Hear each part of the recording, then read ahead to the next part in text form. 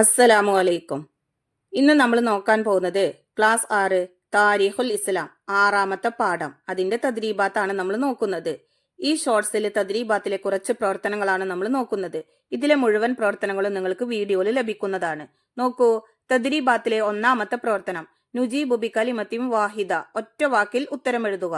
1. ഇസ്മായിൽ എന്ന മകൻ ജനിക്കുമ്പോൾ ഇബ്രാഹിം അലൈഹിസ്സലാമിന്റെ വയസ്സ് എത്ര?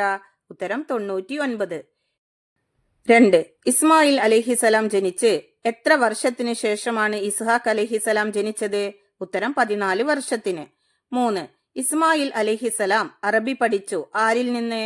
ഉത്തരം ജുർഹും ഗോത്രത്തിലെ ഒരു കുടുംബത്തിൽ നിന്ന്. 4.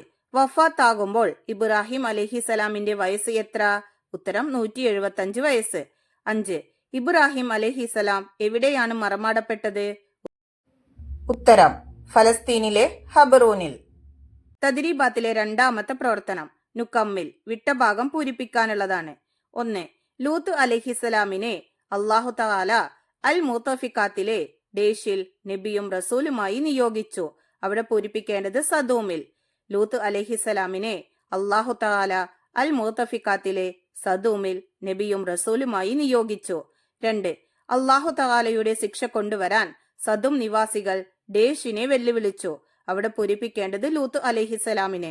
അല്ലാഹു തആലയുടെ ശിക്ഷ കൊണ്ടുവരാൻ സദും നിവാസികൾ ലൂത്ത് അലൈഹിസലാമിനെ വെല്ലുവിളിച്ചു. 3. മകനെ ഡേഷ് അല്ലാഹു തആല ഇബ്രാഹിം അലൈഹിസലാമിനോട് കൽപ്പിച്ചു. അവിടെ പൂരിപ്പിക്കേണ്ടത് ബലി നൽകാൻ. മകനെ ബലി നൽകാൻ അല്ലാഹു തആല ഇബ്രാഹിം അലൈഹിസലാമിനോട് കൽപ്പിച്ചു. 4. റബ്ബന തഖബ്ബൽ മിന്ന ഡേഷ് അൽ അലീം.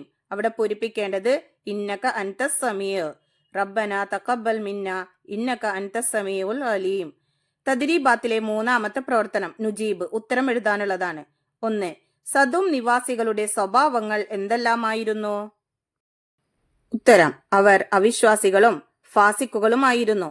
കവർച്ചയും അക്രമങ്ങളും സ്വവർഗരതിയും പതിവാക്കിയ നീചന്മാരുമായിരുന്നു. 2. സദും നിവാസികളെ അല്ലാഹു തആല നശിപ്പിച്ചതെങ്ങനെ? ഉത്തരം നേരം പുലർന്നപ്പോൾ ഒരു ഘോര ശബ്ദമുണ്ടായി. അല്ലാഹു തആല അവരുടെ നാട് കീഴ്മേൽ മറിച്ചിട്ടു. 3. നാട് വിട്ടുപോയ അവിശ്വാസികളുടെ അവസ്ഥ എന്തായി?